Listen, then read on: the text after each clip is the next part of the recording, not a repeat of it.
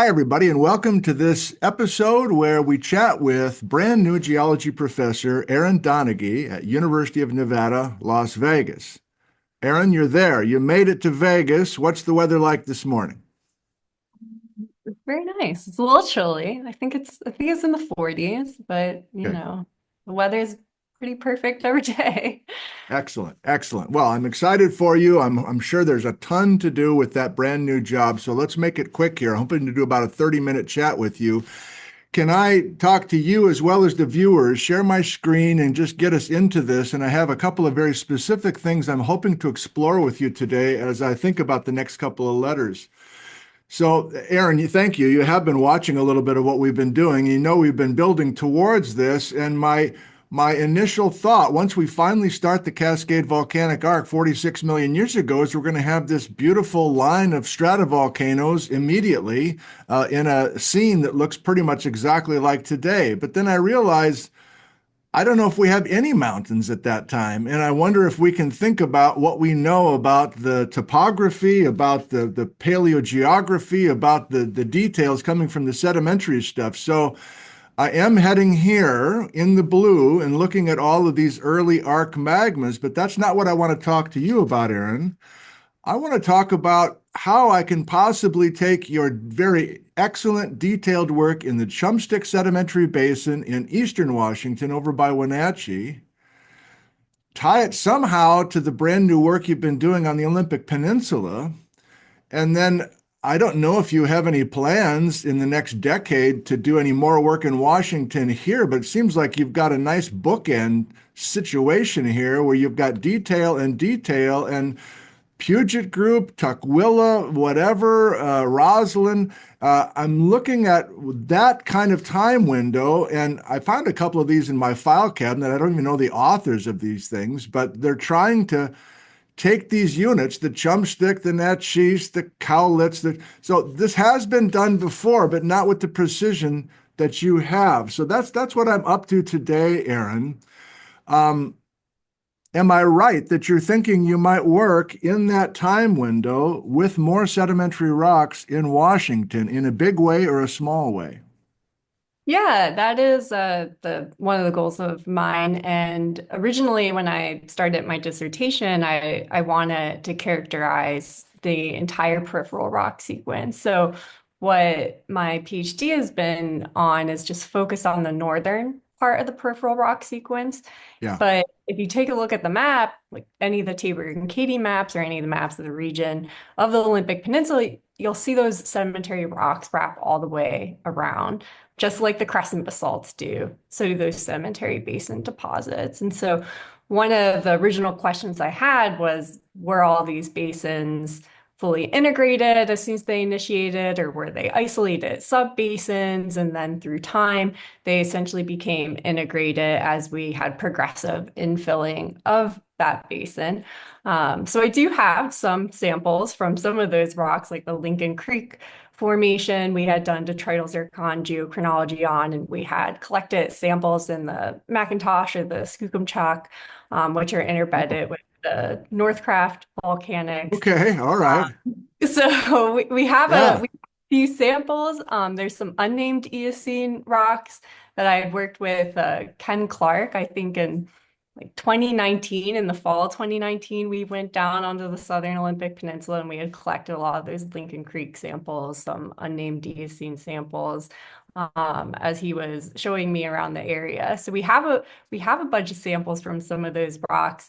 I did not have time to do it in my PhD dissertation, Right. but it's very much a goal to continue that work with graduate students of my own this summer and then in the future as well. Okay, well, great. Let me plug in with the viewers to make sure we can follow along because yeah, one of the things I'm doing is trying to fight through all these formation names, which mean nothing to me. I mean, you just caught me looking at my cheat sheet here. So some of those names you were just dropping, Macintosh and so on, we are kind of in this light blue. As we look at this, Erin, so what are the most can I get some numbers from you? Chumstick, just off the top of your head, are we going 48 to 41? What numbers would you use just as at this level? Yeah, the Chumstick starts at around 49, I believe, Okay. and then, Yeah. like 49.1 was the lowest tuff that we had dated. And Okay. then in that western subbasin, we had the unconformity unconstrained around 46.5 to 46 MA. Okay. And when you went into the field with us, when was that? In 2021, and we collected those Yes. top samples. Those were at the very top of that stratigraphic section. And I was able to date those, and I just looked up the dates before before we met. And those soonage tops were right around 46.7 MA. 46. Okay. 6.7. And so then the unconformity is probably around 46.5, 46 MA, somewhere in there. And that's essentially the Chumstick Formation. So that includes the Clark Canyon and the Tumwater Mountain members in that western subbasin of the Chumstick Formation. Well, that's kind of a surprise to me. So the dates you have from the Chumstick so far, and maybe you're done with the Chumstick more or less, I don't know. Like it's pre-Cascade volcanic arc. You're at the top of the Chumstick, and we haven't started the arc yet. Is that what I'm hearing? Yeah, so the unconformity would be right around 46. 46. Okay. So if I go back to my little correlation diagram, oh shit, what's going on? Hang on. Sorry, Patrick. Um, the sexy new dates you've got from the Lyre and the Aldwell and so on. If I just pick Lyre, which I think was one of the figures you sent to me that's unpublished, is that also pre 46 with the Lyre? So we don't have any dates from the Lyre Formation is split into two kind of members. Okay. And that lower Lyre formation or the lower member Lyre is mostly sand. And some of the MDAs from there, which we didn't have a lot of young grains, but let's just say maybe like 2 to 3 of the youngest detrital zircon grains were around, I think 48 or Okay. 47. And Mhm. then there are andesites that are interbedded with the upper Lyre formation conglomerates. So there's a nonconformity that separates those two members. And Okay. then the volcanics that are interbedded with the upper part of the Lyre, the really conglomeratic coarse grain unit, are around 46.5. Huh. Okay. Well, I'm starting to realize that my lumping here is maybe fine for my purposes, but at your purpose, no, because you've got not all this stuff is older than 46, right? So, are there any tufts that you know of or any way to keep track of time beyond MDAs in some of these other units to know we can't be lumped with the Lyre and the Chumstick? We have to be younger. Um, hey, so the Northcraft or the volcanics that were interbedded with the Macintosh, I tried to run one of the samples and I think it only like spit out 1 or 2 zircon. And so only I think one of those dates was something around like 45 or 46, but it was one grain and it was very Right. had a large uncertainty. It didn't run very well. So we don't really have any age control, I would say. The Tukwila is part of the Puget group, but I'm not necessarily sure if you would include the Macintosh and the Skookumchuck and the Northcraft into the Puget because they're kind of in the Olympia area and then working your way westward from there. Oh, They're age okay. equivalent to the Yeah. Puget group that they've been inferred to be age equivalent, but they have slightly different depositional environments and probably formed at different kind of paleogeographic locations on the continental margin. Okay. But um, but they're Cool. geographically in different areas, and I'm not sure they're necessarily included with the Puget group, but the Tukwila and the Renton, and then I think the Blakely formation is also included in the Puget group. Um, Okay. All right. Okay. there's two different So Blakely ones, and it's been a while since I've looked at the papers, so Yeah. One is definitely younger, but it's like Blakely Harbor or something. And then there's another one that's actually, I think, included in the Puget group. So it can get a little confusing. And there hasn't been any high precision chronostratigraphy or a lot of recent age dating done on those units. It's all been kind of previously done on biostratigraphy. So And that's the point. That's why you're coming back up. that's why Like, I would love like, to go back yes. out and start working on those rocks. And I'll say it for you. If you're not going to say it, you know that you will come up with some new narratives. You know you'll find some new dates, and you'll know you'll be able to have more confidence in doing what I'm trying to do right now, which I think it's safe to say without offending anybody. Uh, it's kind of a mess in names and narratives and everything else. Okay, so we've established that, and I'm very much looking forward to you coming back up. I'm so thrilled to hear that. Um, Changing gears slightly, if I go back to those units on the screen one more time, or maybe not, what do we know about sea level? How much of that stuff is submarine and getting at this idea that I would love to be able to tell some uplift stories in all of this in the Cascades, and I thought I was going to have to only go to getting dates on folds and faults and things like that, or clockwise rotation or some other tectonic means, but maybe the sedimentary units themselves can tell us something, at least grossly, about when we're in the water and when we start lifting out of the water. From this time window, the Lyre is definitely mostly submarine. Is that correct?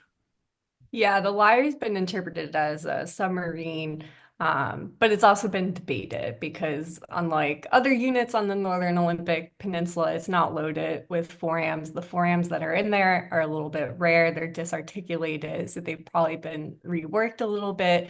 Okay. But for the most part, they have been interpreted as submarine proximal submarine fan deposits. They are all matrix supported, or they're not all matrix supported, but a majority of them are matrix supported, which suggests that it was kind of moving as debris flows. Hmm. But Okay. yeah, it's been mostly interpreted as non or as marine. Can I show this, or would you prefer me not showing this yet since it's not been published? Oh, I don't mind. Okay. Uh, because this is what I'm trying to do, and I'll be using it in the next couple of episodes. So thank you for sharing this.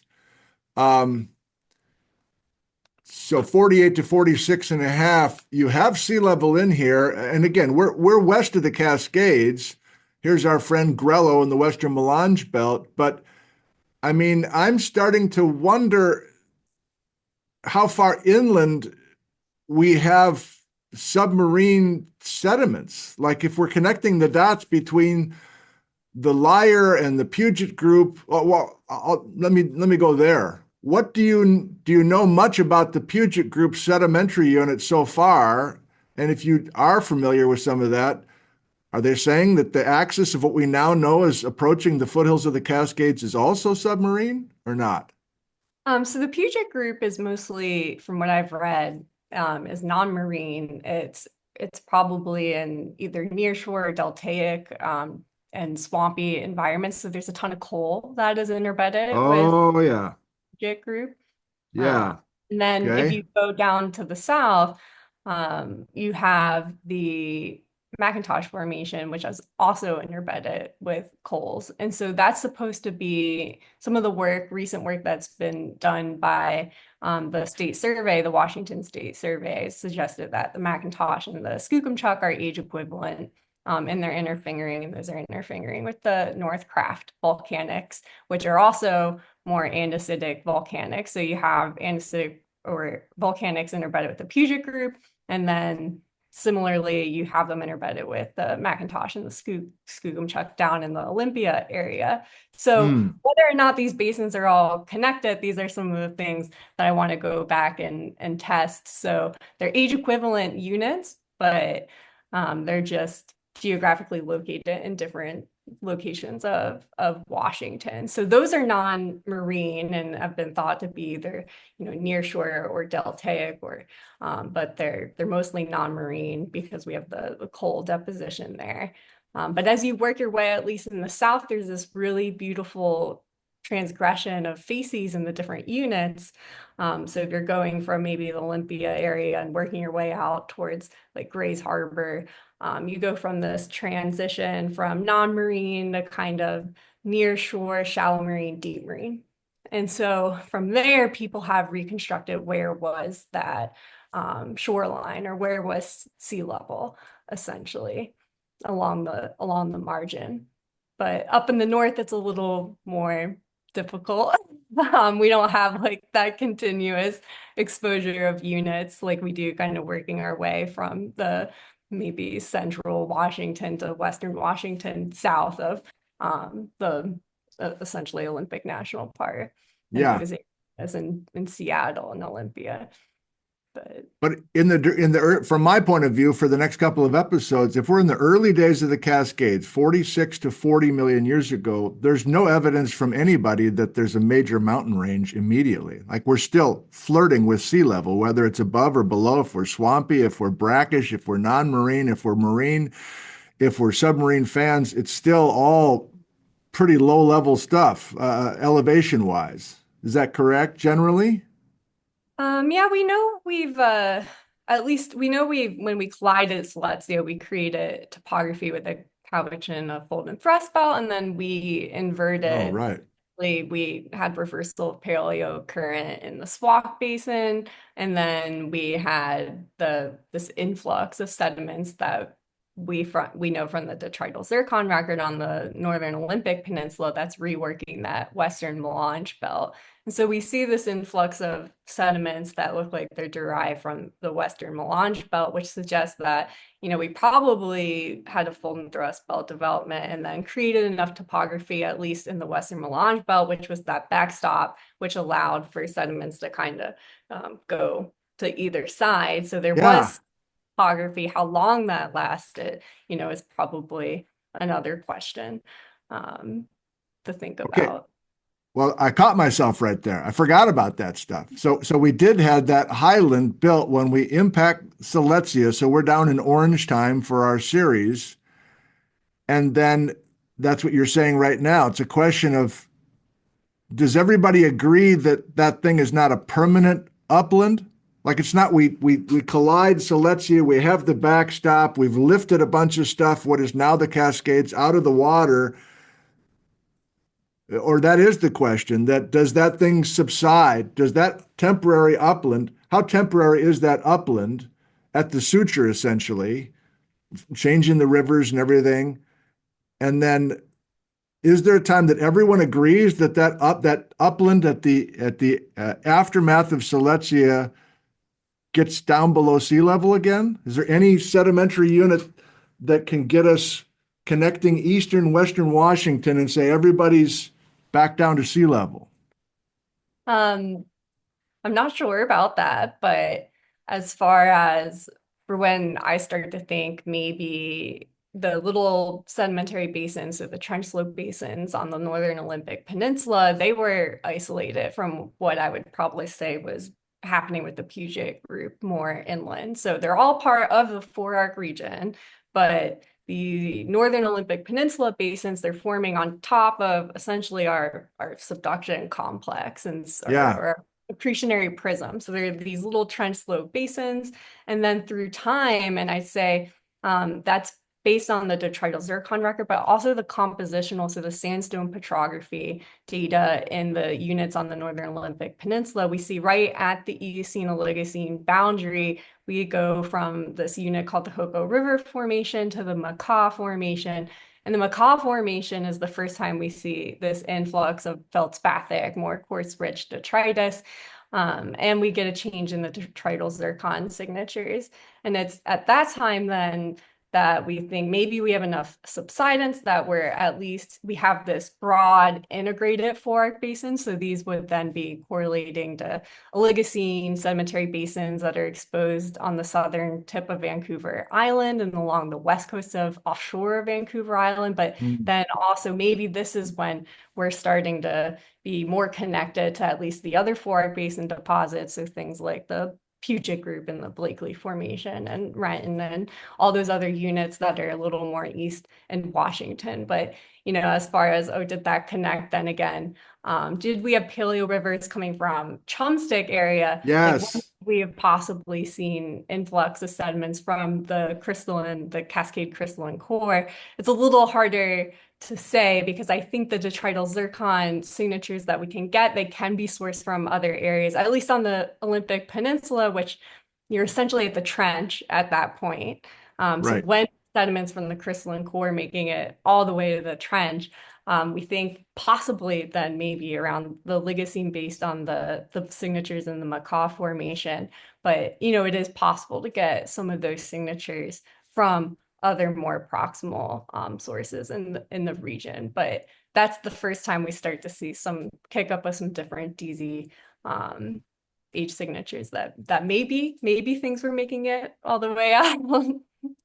Maybe, and I remember I'm grinning because I remember I was really into that visual a couple of years ago when we were into your work in the Chumstick, and you had that river, and you had that river heading to the coast, and I'm like, I mean, from my point of view, not only this winter, but I guess in the next few years, I would love to have some kind of visuals if the data is there for these trans cascade rivers that are flowing across this lowland, and you've got, I don't know what you'd need. It doesn't sound like the DZs are doing it. It's not the fingerprint that you need to really back. Like, what would you try to find in these units?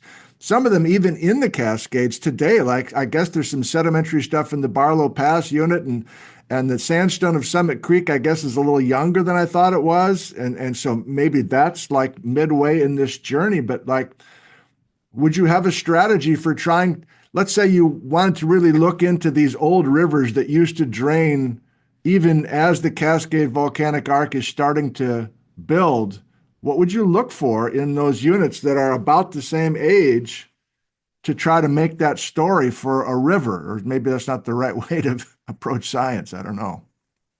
Yeah, I think there's other, people have used other detrital minerals, but also people have started to combine other geochemical techniques or geochemical fingerprinting of those zircons. So when we date a zircon, we get the age of the zircon, but we can also do things like look at hafnium of those. Hmm. So now you'll have an age and then you'll have a hafnium number. And then we can start to tell, is it more evolved or what kind of sources are this age and the zircon are coming from. So other geochemical characteristics of those individual zircon grains. So some people have started to kind of like fingerprint the detrital zircons in that way, because then we could start to distinguish, well, I have this 70 MA group and this 70 MA group, but when I look at these other, trace and rare elements or these fingerprints of hafnium, they start to split out into different groups. So now I have 70 MA this, 70 MA that, 70, and they're all have Right. these different geochemical fingerprints. So you could approach it from that way. There are other detrital minerals. You could think about integrating other techniques like thermochronology, either detrital thermochronology, or understanding the exhumation like of the Western Melange Belt. So when was that exhumed, looking at those profiles and how much. So there's other tools you could integrate to start to piece together, because so far, and you could look at those basin deposits that are more proximal to those areas. So Yeah. because we're so close to the trench, that the compositional data, when you're doing sandstone petrography, could be pretty difficult to distinguish maybe where polycrystalline quartz is coming from or lithic fragments and things like that. So you have to start applying these different tools to really put together the entire history of this basin. And that will hopefully lead you to the most appropriate interpretation or the best interpretation you can do with the data that you have. This is fun. I got one more little topic I'd like to run by you, but before we go to that, it seems like a natural thing for you to connect some dots between Eastern Washington and Western Washington. You basically did your master's in Eastern Washington, your PhD in Western Washington in part. Has that been the plan all along? That if you get a job and you start doing your own research with your own students, you would try to keep working and keep these narratives going? Or is that more of a recent idea that you'd want to try to work with these units in the Puget Lowland and up in the Cascades even? Um, I'm, I mean, I think you're always excited about where you've done previous research, and when you do any of these research projects, there's always more questions. There's always questions you didn't have time to answer. Right. I think originally I wasn't thinking of maybe going right away or trying to get back into it right away, but I think I think there's a lot of excitement about this area right now, and I have a lot of excitement. And I mean, I am in a good position where, yeah, I've worked in these different areas in Washington, and it's this amazing opportunity to kind of jump in this middle piece and start to think about, how can we integrate all these different areas and the paleogeography and the Yeah. paleotectonics and trying to understand the evolution of all these basins and establishment of the forearc region after we collide this big oceanic plateau. So I think, yeah, there's just a lot of excitement for it. And I love working in Washington. And I am excited to get other people introduced to that geology and work there as well. Well, we are excited. And if you do put in a big proposal to the National Science Foundation for this topic, I hope you can somehow use this video and they can see all these comments and like, oh my God, yeah, the people are really into this. Okay. Last question slash thought. When, and this is more of kind of a workshopping thing, I guess, uh, tangentially related. I thought before I started coming your way mentally, I thought I was just going to try to work with each of these igneous units in the first few million years of the Cascades. And I do want to do that. But I think I want to ask myself, what are these magmas coming up through? And I seem to remember that if this is the Seattle area, that it's this parade of plutons coming up through the Grello and the Western Melange Belt, as we firmly established early in the alphabet. But maybe the Western Melange is or is not down here. So when we think of just, if I'm asking you right now, and I think I am, Erin, are all these blue plutons coming up through the same stuff? Or what do you have in your mind for any changes in the country rock of these early arc magmas coming up through? Do you have any thoughts there? Yeah, I'm not sure exactly. Yeah, I'd have to look at a map of the Western Melange Belt again. I kind of haven't Yeah. looked at its full extent in a little bit. Been focused in on, just east of the Olympic Peninsula, the Northern Olympic Peninsula. But yeah, Yeah, I kind of I'd have to I look. Yeah, how far is that old accretionary prism? How far does it extend? I mean, I So caught myself asking the question. I hesitated halfway through a sentence because I was like, shit, that's what we did in the first few letters. We looked at the geophysics and we decided that there's a lot more Western Melange belt than we thought in the subsurface. So I think that's a dead end to try to look at changing units that this stuff is coming up through. But I guess the interfingering is what I'm trying to focus on. And yeah, I got tipped off by Tom in Maple Valley that in the Tukwila Formation by SeaTac Airport and out towards uh, places east of Seattle, a place called the Issaquah Alps, there are these andesites that are interfingered with some of the Tukwila. And you said at the beginning of this conversation, you've already looked at some of that. That's not news to you. It sounds like that in that Puget group. See, let's finish this way. The Puget group is a major collection of formations, and you may be spending a fair amount of time in the next few years on the Puget group. Is that one way to crystallize what we're saying here today? ideally, that would be the plan. Okay, So. good. And the last thing I want to say is the Roslyn, it felt like the Roslyn Formation, viewers, is just north of my town in Ellensburg. It felt like there were lingering questions with the Roslyn compared to the Chumstick, compared to anything else. am I remembering that correctly? The Rosalind is what questions remain to you for the Rosalind Formation with some of these narratives we've been talking about this morning, if any? Well, the Rosalind's much younger, so I guess I had always just kind of was like, oh, that's after what I'm focused in on, and I haven't really Okay. gone back to like think too much about okay, after, the Chumstick and after I guess what was happening out in that area outside of, I know we had major acceleration of gestural straight slip faulting. But yeah, I haven't really done too much thinking about the Roslyn, I guess, of lately. So Well, it's always bothered me that the Rosalind had all this coal and the Squawk did not. And if there's a growing idea that the Skookumchuck and whatever the else, the Macintosh or whatever has a bunch of coal, why wouldn't the Rosalind be time equivalent? well, it depends on the depositional environment to get the cold to form. So they could have Okay. just really different settings. You need Okay. really swampy areas for the cold to form.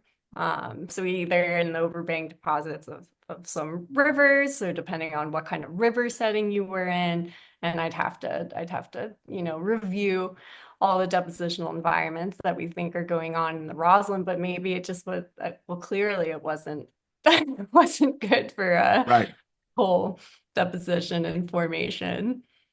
Well, that's what I love about these little 30-minute things, and our time is up, but it's I'm fishing for things, and there are some obvious things where I just like, okay, this is a gold mine. Let's keep going. And then the last 5 minutes has been you're like, I don't think so. Too young. You can't say that. And that's helpful too to me. So please hold the line there. I'm going to stop the record button and we'll chat just a couple more minutes. But you've got a lot of work to do to get ready for the semester, I know. So hang on just a second. Thank you, Erin Donaghy, for your time today. Thank you.